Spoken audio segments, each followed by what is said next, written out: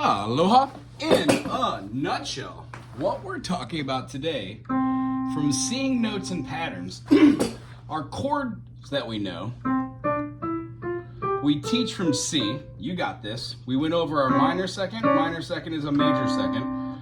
When we keep adding on seconds, it becomes a minor third, major third, perfect fourth, augmented fourth, perfect fifth, augmented fifth, major sixth, minor seventh, major seventh, and then a octave. When we play anything past the octave, like the 9, the 11, or the 13, these three notes can be played all together when playing like C major over the top, which is a little interesting. They don't really always sound great because essentially you'd have a C major and a D minor. Kind of feels weird. You'd have all the notes that are in there. However, when we play C, E, G, flat 7, and a 9, that's called a C major, but it has a 9 in it, and we call it a C9 because it has the 7th. If it does not have the 7th, we call it a C add 9, where you're just quite literally adding it on. The reason being is most things need a foundation. The three notes that we use, the 7th foundation, and then the notes that come above it, whether it's the 9, the 11, or the 13. That's our explanation. So, the way we hear these when we're trying to do compositions is if we're playing something pretty in the key of, let's say, D minor.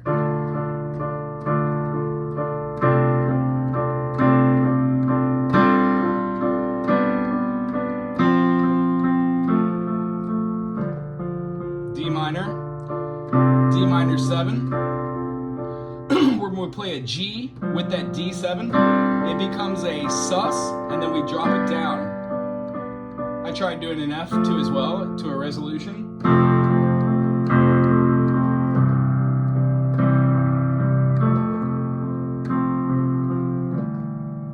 When we hit that D minor,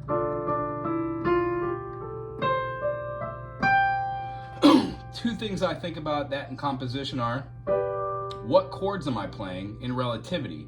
Is the chord D minor like a G or a G minor? It feels like the D minor works really well with the G minor, and what we realize is in the key of F major, the G minor is the minor second, and in the key of F major, the D minor is the minor sixth.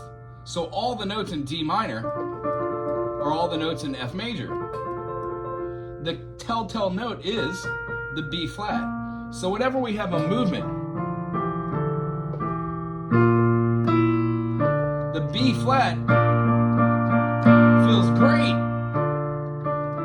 So that D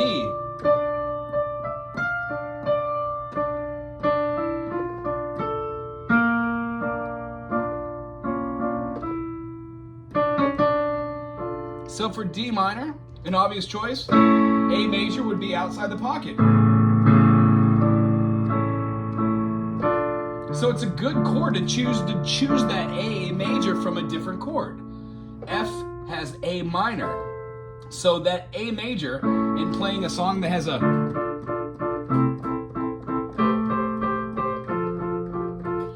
would quite literally have a borrowed chord, the G major and then an A major. Now, we're talking about composition and writing, but the way we get to hear these notes and melodies like a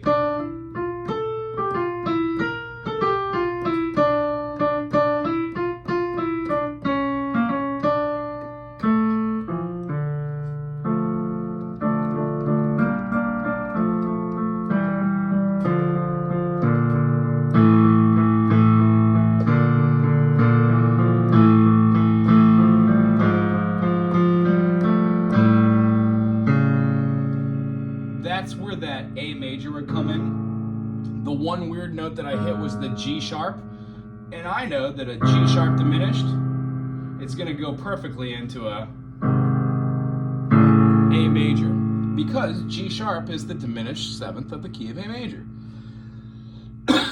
Having said all this, the way that I hear those notes when moving from one chord to another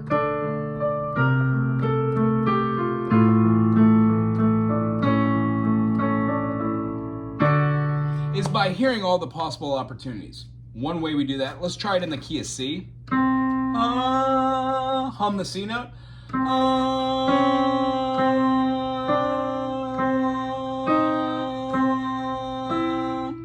I focus in between just the major third. So I work on hearing a low note to counterbalance it.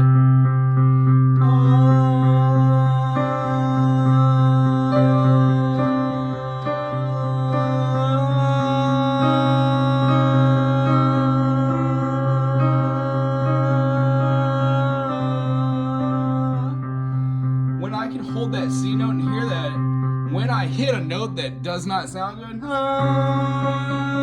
chances are that that note is going to be an augmented. So my challenge to you, the goal for the ear, is to be able to hear our diatone, which is immediate tension, our augmented fourth, which gives a very feeling of like uneasiness, but like needing it to resolve.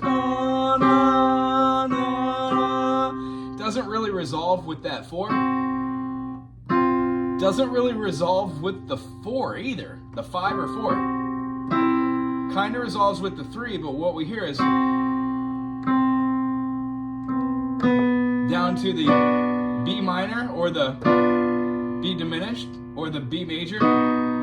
Either one, we're picking notes that are right around here. So the way we train our ear,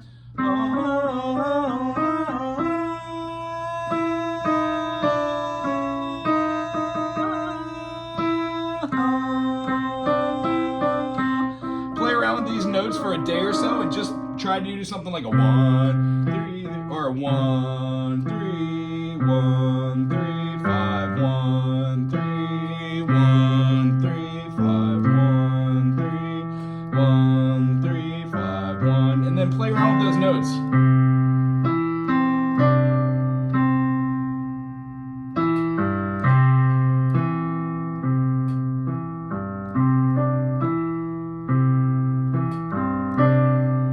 Try the black keys. And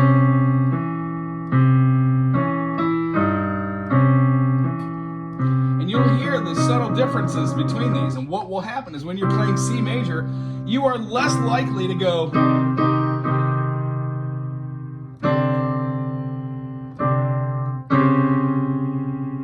unless your intent of purpose is to do an X cell. 4 notes downwards in a cadence. X cells. Awesome. However, when you mush it up with triads, it gets really physically demanding. That's why we split all these and we have inversions. Your noticing of the G major inversion today was great because that really is my call to G. Call to F, second inversion, because it's right near C. So whenever I'm playing blues, it's so much easier to play the F like that. Anyway, when we're going through this, the first week or so, first day or so in this next week, try the first 3 to do vocal awareness and oral skills.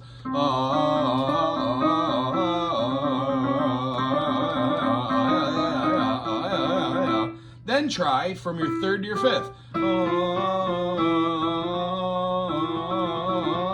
And by just practicing these for 5 minutes, when you're writing anything that has a movement of, let's say, you won't have these diatones sticking out. You'll feel maybe moving them parallel ways away. Maybe keeping them in 3rds. Maybe putting them in 4ths. Maybe putting them in 5ths. So the concept is when we can hear, but hold that, our brain starts to hear that. That's all I'm simply saying. First day or so, do these 1 through 3, 3 through 5 the second day, and then 5 through your octave, that P4. By then, these 5 minor seconds won't seem so overwhelming compared to these 2. Cool? I hope that made sense. If not, throw me an email or text and I'll re-explain it in a different fashion. All right? It's good seeing you. Happy holidays if you celebrate, and we'll see you next week. Aloha.